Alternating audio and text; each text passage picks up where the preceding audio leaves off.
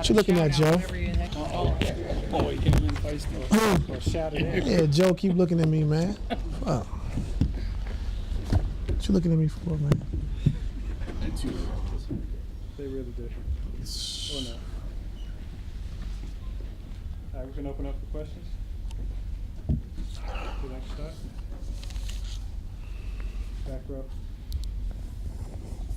Hey, how you doing, Coach?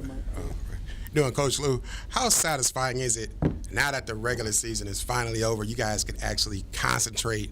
And this is Fred Yates with the sports director, AM Radio for 1580 WVKO down in Columbus, radio announcer. How gratifying is it now that the regular season is over? You guys can now focus on that championship playoff run.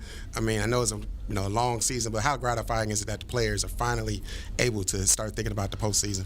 Well, the most gratifying thing for me is just we completed the season healthy, right. And we was able to come out of this long season with a lot of injuries, and we played through it, and our guys got through it, and now the playoffs are here, and we have all 15 guys healthy. So that's the most important thing to me and to this organization, to our team.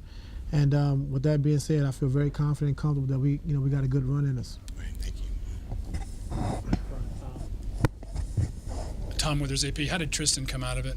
He was good. Okay, yeah. He wanted to play a little bit more, but I was like, you played great, and he was able to catch the ball and finish around the rim and get some offensive rebounds. So for now, it was really good. So I'm glad we got out of that game, without him re-aggravating it at all. So that's good. And the anticipation is he'll play with that brace during the playoffs? Yes, sir. Okay. And what did you think of the new big fella?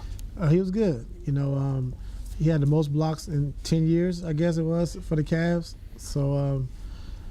I don't know if the Cavs been playing small ball all this time or what's been going on, but I mean, just to have his first day in and to play 24 straight minutes as a big guy like that. Usually they get winded and get tired, but he had great stamina. Was able to block some shots and just be a big presence down low. And he also made some good moves offensively. Yeah, Griff said it's impossible to say whether he'd get into a playoff game or not, but what value does he have just being in practices? Because those are at least going to be more competitive. Well, trying to shoot the ball over him. I mean, if you can get over his size and his length, you can get it over pretty much anyone. So he's going to help us with practices and some different things. Not too intense, not too many intense practices during the playoffs, but he's going to help us out.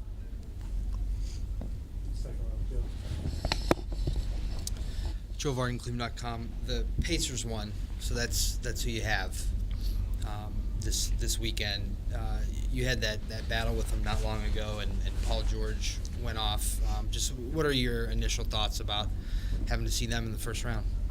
Well, we're a coach. Coach McMillan did a great job second half of the season of figuring out his team and who he wanted to play and what lineups, and they've been playing well. And with Paul George, coming off pin downs and trying to run LeBron around off catch and shoots because he can't post Bron or it's hard to go one-on-one. So he ran Bron around a lot. So we got to be prepared for that.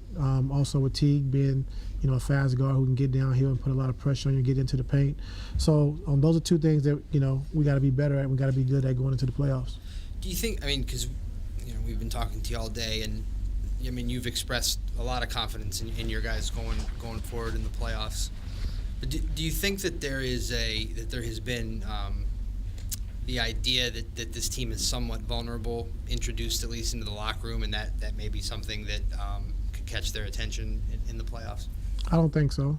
I don't know what you mean by vulnerable in the locker room, but no, the idea that you are vulnerable has been introduced into the locker room, like among your players, that hey, you guys could lose just based on how rough the regular season has been. Well, I mean, I'm not going to the playoffs thinking that. I'm going into it thinking we can win, and that's my job to make sure everybody in the locker room understands that we're going to win. And that's on me, but I'm pretty sure a lot of the guys in the locker room feel the same way. So, we had a tough regular season, but if we went 82-0 and lost first round, then you'd be right about that. So it's always something for you guys to write about. So, like I said, going to the playoffs, being second seed right now, and everyone's healthy, I feel very confident in what we can do. Ty, Chris Fedor, Cleveland.com. Griff mentioned before the game how big of a voice Dante is in the locker room and how he felt like you guys might have missed that during this season. You know Dante well. You've been around him. What is it about his voice that carries so much weight behind the scenes? Well, he hasn't always been this way. Knowing him since he was younger, he was a know-it-all, and it was tough to tough to get things through to him. But he's gotten older, and gotten married, and have kids. And he's a veteran now. He understands, and just his positive energy off the bench of just keeping guys engaged and talking to guys on the bench. When we having a lull during the game, trying to keep guys pumped up. And when you put him in a game like tonight, he hasn't been here. He played well. So just having it around, is good for us. Jason Lloyd, The Athletic. I'm just curious for you personally, how much more involved are you going to be now in schemes and game plans and all that? I mean, obviously you're the head coach, but when they're coming night after night after night, 82, as opposed to now when you have time to devote to one team, how much more active and involved will you be in this in the schemes? I'm going to do the schemes, yes. Very involved. And how is that different from the regular season?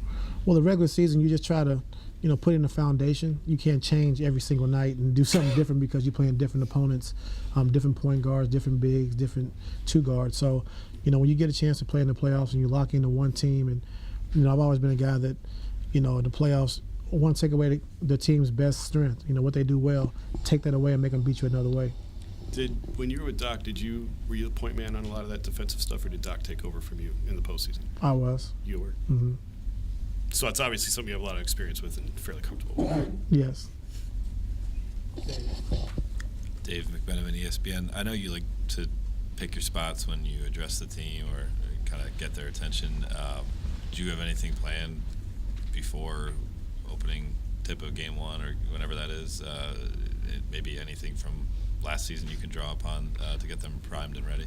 We're going to have a discussion tomorrow because we're going to have, film work and we're going to have a little walkthrough. So I'll address the team tomorrow, yes. Will you draw on anything from last year, do you imagine, or focus more on this year when you talk? Focus more on this year. JR's slumping again. I think he's 7 of his last 36, 30, something like that, over these last 4 games, and those are all losses. It's not all on him, but how concerned are you that he seems to have taken a step back after that little hot streak that he had got? For me, he probably should be 7 for 50. I think he turned on a lot of shots, and trying to put the ball on the floor and make plays and just do what you do. He's a great shooter. You're not going to shoot the ball great every single night, and we know that. But, the biggest thing for us is, defensively, being able to, put him on Paul George some, being able to put him on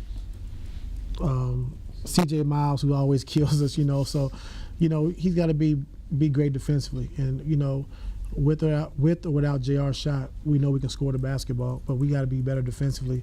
And, he's going to have a lot of responsibility, going into the playoffs. So just his main focus is just defensively. We know he can make shots, and we know he can shoot the basketball. So that's not really a concern of mine. Ty, does it feel different this year going into the postseason than it did last year? What's crazy, Chris, is that this season seemed like it went by faster than the one last year. It seemed like it was half a season for me, but it just felt like, like 2 years. But this year went by fast. The difference, to me is we got some new pieces, that we've been trying to integrate, all year, on and off. Had some key injuries this year that set us back, but for the most part, it's pretty much the same. I think the East has gotten better. Toronto's gotten better. Boston's gotten better. Indiana's playing good basketball. The Bulls finally figured out what they're going to do and who they're going to be. Same thing with Milwaukee. So teams have gotten better, and that's just the biggest difference to me. It's going to be, it's going to be a bigger challenge for us this year. Marla Ridenour, Akron Beacon Journal.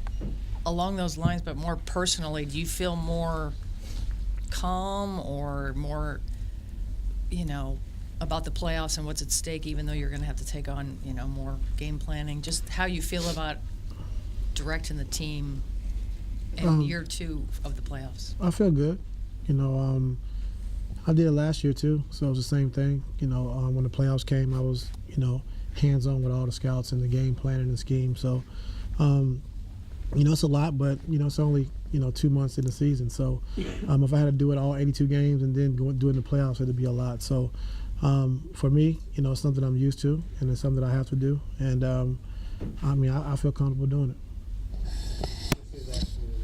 Sorry, your answer triggered another one. Do you think you're better? Do you think you mentioned all these other teams in the East that have gotten better? Do you think you've gotten better? I think we're good. Have you gotten better? I think we're good.